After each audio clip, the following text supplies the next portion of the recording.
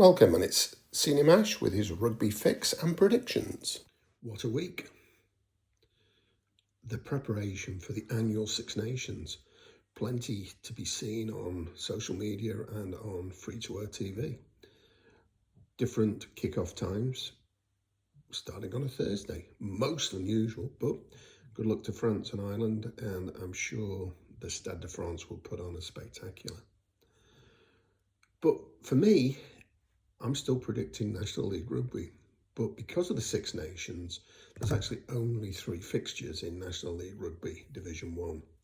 So I thought, why not go on, do the 3 National League Rugby predictions, and also let's see how we can get on for round 1 of the Six Nations. So take a look. And remember, it's National League Rugby Division 1, and it's Seniormash versus ChatGPT for January to the season end. Well, National League Rugby top, fairly predictable at the minute. Rotherham, Plymouth doing remarkably well. The bottom also, well, to be fair, Leicester Lions are in serious trouble down at the bottom, but they're not giving up, as witnessed in the last 20 minutes versus Sedgley Park last weekend. Good wins for Sedgley Park, good wins for Birmingham Moseley. A lot to play for still. The mid-table is where it gets confusing when it comes to predictions, and I still think some of these heavy pitches can cause chaos in the prediction. So for me, Friday night under lights at Sedgley Park will be fantastic. It really will. The team at Sedgley Park will put on a show. And what more can rugby fans ask for? So if you're about Friday night, get down to Park Lane and watch Sedgley Park take on Leeds Tykes.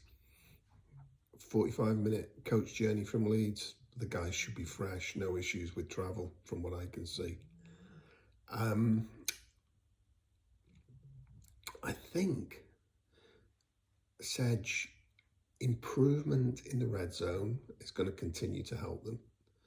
And they managed the Leicester Lions win without Bedlow at centre and Bennett in the back row, the two that had really impressed me the week before against Bishop Stortford. I think Leeds, they're improving and then something happens. They're improving, then something happens. So as always, my heart is with Sedgley Park, and I'm going to go by not many. I'm going to be quite circumspect in what I go for. And to be honest, I'm going to go for Sedge by 6. The machine, ChatGPT, well, it agrees with me, and it says Sedge by 9 as well. Oh dear. The other fixture, Birmingham Moseley versus Rosslyn Park. I think Rosslyn Park's tempo and width will stretch Birmingham Moseley. Birmingham Moseley could make it ugly, however. I just think Rosslyn Park have a few more ways to score points. So I've gone Rosslyn Park by 5, and the machine, Rosslyn Park by 7. And the final NLR Division 1 fixture is Rotherham versus Clifton. Well, I've gone Rotherham by 20, and the machine, ChatGPT, has gone Rotherham by 24. It feels like this is going to be Rotherham really up in the ante to get as close, if not equal with Plymouth at the top of the league. They'll be incredibly physical at home.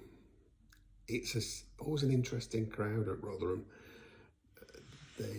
I'm always careful where I stand when I go there. There's some pretty mouthy individuals who's pretty easy to upset. I've done that on a couple of occasions myself. I just think Rotherham will have put it away by the 60-minute mark. And if they've not, well, Clifton have come out fighting. So I'm aligned with ChatGPT. Maybe not the points, but the results. 3 games, Friday 1 game, Saturday 2 games. So there's nowhere to hide with those 3 results. We've obviously got the same winners, but let's see how the margins go. So how are we performing if we just look at the last 2 weeks? Let's take a look. Well, on Saturday, the 31st of January, ChatGPT and myself got some fixtures right. Sedgley Park 24, Leicester Lions 14. So we had Sedge with the win. Delighted for Sedge, gotta say, but you know that's where my heart is.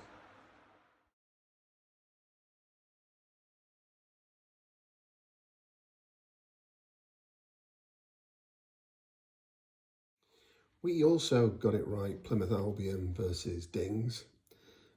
No drama, I guess.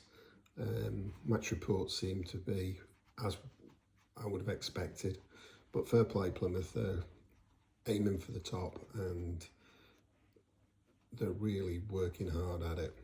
And I've got to say, some of their socials or their supporters club socials are really good graphics, so well done whoever's behind those at Plymouth Albion. So I thought, let's look at the last 2 weekends and see what it tells us in the story of man versus machine. So let's include January the 24th, January the 31st. Correct winners for Seniormash, 6. Incorrect, 8. Bizarrely, the same for ChatGPT. So out of 14 games scored over 2 weekends, our win rate was 42.9%. We're neck and neck. Dead level, no spin, no excuses. We're stronger when we're calling the top games, I've got to say. And we tend to struggle in that mid-table chaos. Some away form inconsistency. And sometimes just weather conditions, travel conditions, yellow cards that we just can't predict.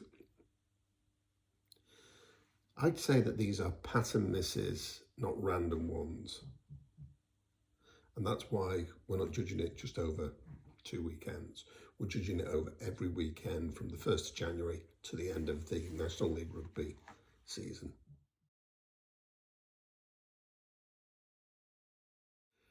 However, National League Rugby can humble both ChatGPT and Seniormash. Bishop Stortford's 26, Sale 21. That was humbling because both of us expected Sale to win. TJ's 31, Blackheath 19. Really thought there was momentum with Blackheath. But TJ's at home continue to be a bit of a phenomenon when it comes to scoring. Then there was Birmingham Moseley 31, Rams 24. I had Rams. I thought Rams were back at their best. However, Birmingham Moseley, well done. Good result at the bottom. Rotherham away from home against Rosslyn Park, 26 to Rosslyn Park, 36 to Rotherham. Maybe Rosslyn Park made it tighter than we expected. So, Rotherham versus Plymouth Albion for the top spot, but looking like they're going to have the top 2 spots.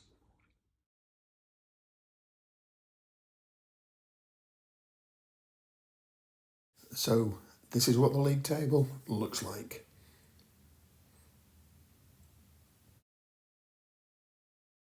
The honest scorecard between myself and ChatGPT this weekend, well, winners called correctly, 3 out of 7.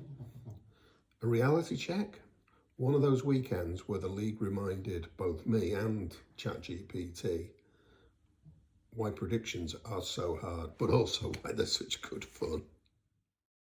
So to remind us, 3 fixtures, National League Rugby Division 1, and here's how Seniormash and ChatGPT predict those games.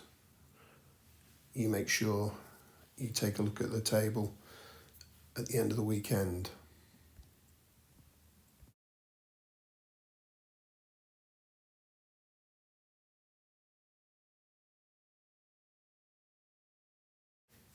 And now to the Six Nations, starting on Thursday this week, concluding the round 1 fixtures on Saturday.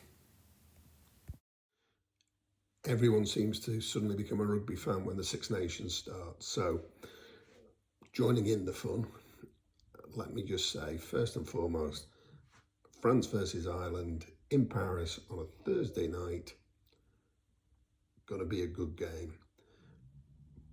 Both coaches have made interesting selection calls.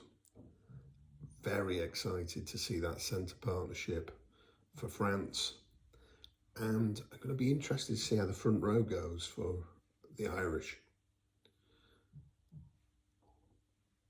The power game that France have had over the last couple of years, not so sure. I think there'll be more subtlety, and particularly with Dupont and Jalibert and Ramos. For Ireland, they're going to have to start some sort of rebuilding. And I think Andy Farrell having the year off with the Lions has caused that rebuild to have a little blip. So let's see how they get on. But Andy Farrell, for me, top coach, and will get the very best out of the Irish. I think, for me, it's going to be France by 8. And ChatGPT, well, it says France by 6.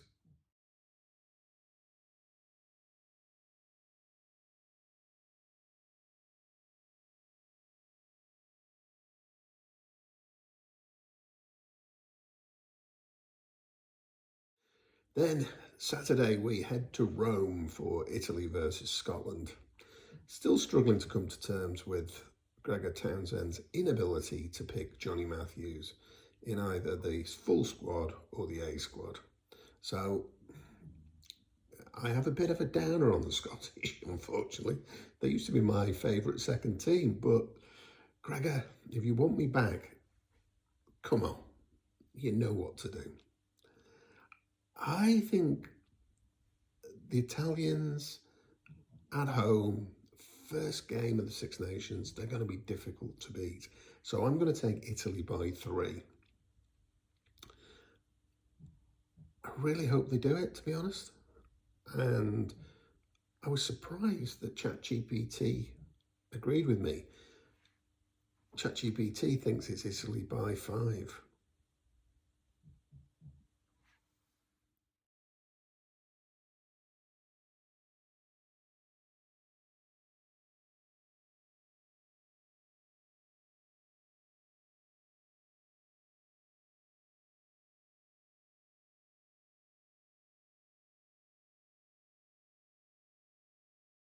And then it's England-Wales. Well, for me, it's England by 15.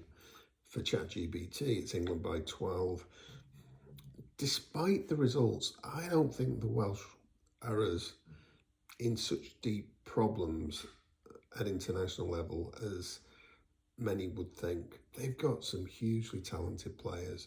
It's about bringing the best out of them and trying to isolate them from the domestic game in Wales, which can be very, there's a lot of animosity.